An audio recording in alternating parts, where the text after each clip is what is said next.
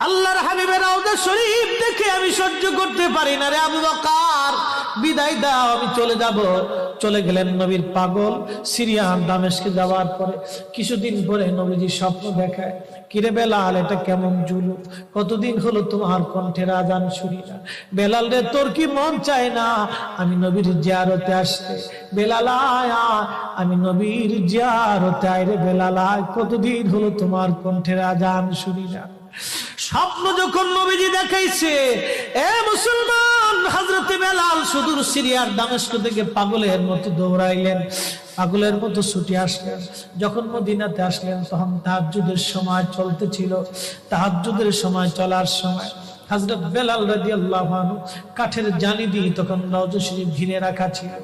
ওই জালির পাশে বসে বসে জালির সঙ্গে মাথা ঠেকাইয়া নবীর পাগল বসে বসে গুনগুন গুনগুন করে কাঁদে আর বলে, হুজুর আপনি আসতে বলেছিলেন, গোলাম এসে হাজির হয়েছে। নবী গো, আজান দিতে বলেছেন, আমি আজান দিলে আপনি আগে নামাজে আসতেন, এখন আজান দিলে কি নবী আপনি নামাজে আসবেন?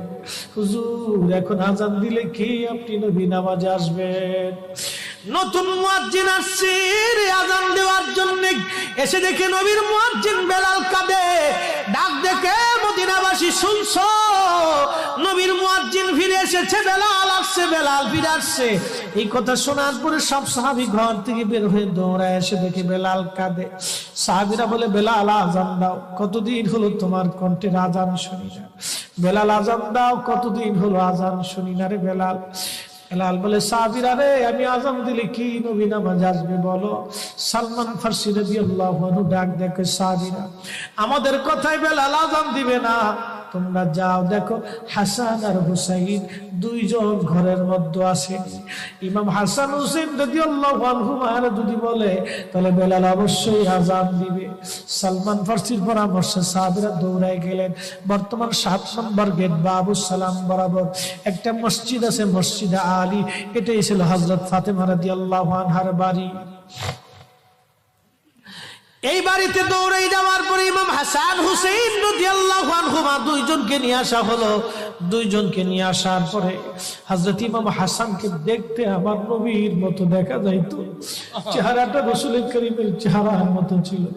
নাতি দৌহিত্র নানার চেহারা পেয়েছিলেন, ইমাম হুসাইন ও নানার সুরত পেয়েছিলেন। দুই ভাই নানার সুরত পেয়েছিলেন। হযরত বেলাল রওজা শরীফ থেকে উঠে হযরতে হাসানের বুকের মধ্যে মাথা ঠেকায় কাঁদতেছে, ইমাম হুসাইনের বুকের মধ্যে মাথা ঠেকায় কাঁদে। হযরত ইমাম হাসান ডাক ডাকা, নানার মুয়াজ্জিন, কতদিন হলো তোমার কণ্ঠে আজান শুনি না, যে কণ্ঠ দিয়া নানার আজান শুনাইতা, যাও গো ওই কণ্ঠ দিয়ে আমাদেরকেও আজান শোনাইয়া যাও।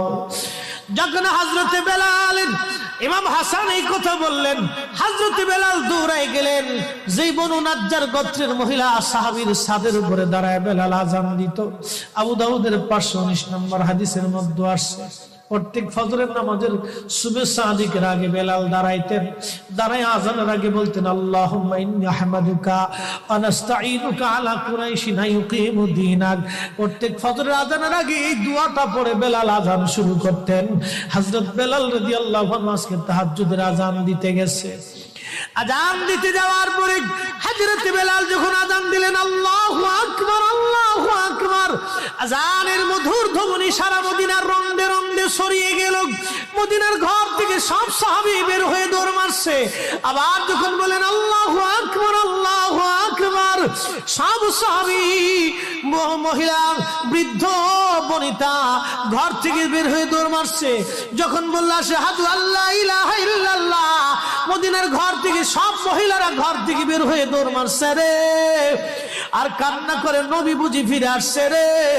আবার যখন বলেন আশহাদু আল্লা ইলাহা ইল্লাল্লাহ, তখন মদিনার মানুষ কান্না করতেছিল, গুন গুন গুন গুন করে কান্না করে।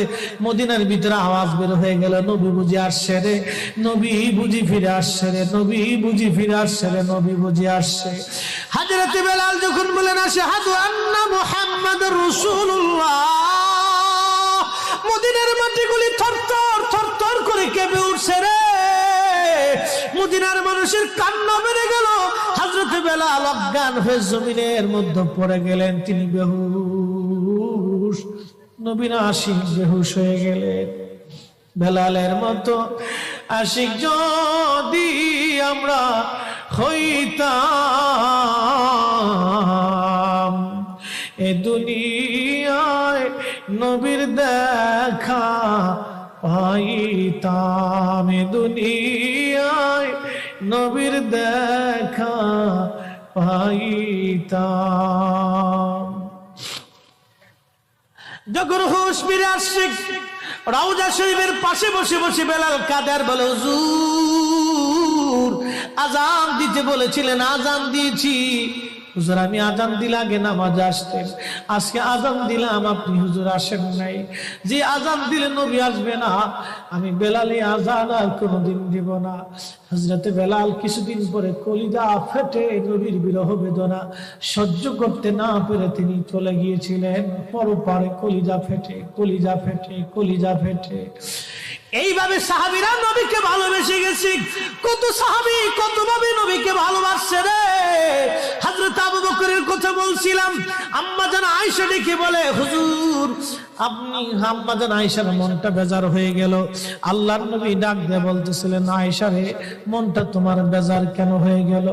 আম্মা জান বললেন, হুজুর দ্বীনের জন্য আমার আব্বা জান সব সম্পদগুলি বিলীন করে দিয়েছে, ভালোবেসে আপনার সঙ্গে আমার বিবাহ শাদী দিয়েছে।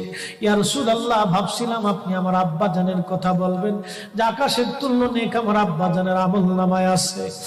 আল্লাহর নবী ডাক দেখো, আয়েশা রে তোমার আব্বা জানের এক রজনীর আমল যদি এক পাল্লায় দাও, আমার উম্মতের সব উম্মতের আমল যদি আর এক পাল্লায় দাও, আমার আবু বকরের এক রাত্রে আমলের ওজনের সমান হবে না।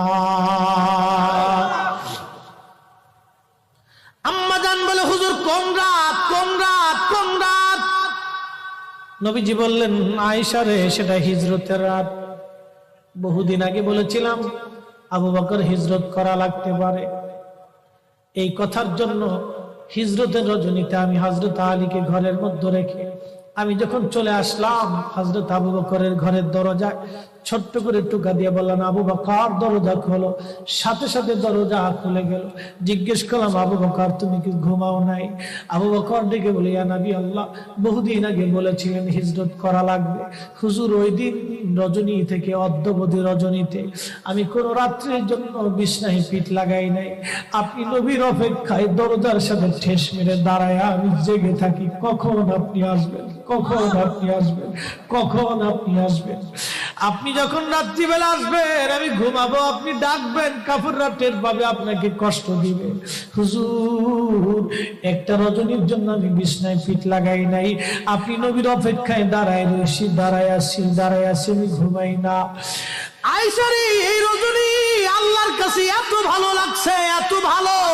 আরে সাহাবী আবু বকর নবীকে ভালোবেসে নবীর অপেক্ষায় দাঁড়ানোর জন্য, নবীর জন্য দাঁড়িয়ে থাকার জন্য, নবীর জন্য দাঁড়িয়ে থাকার জন্য আল্লাহ এত বড় প্রতিদান দিয়ে দিলেন, এত বড়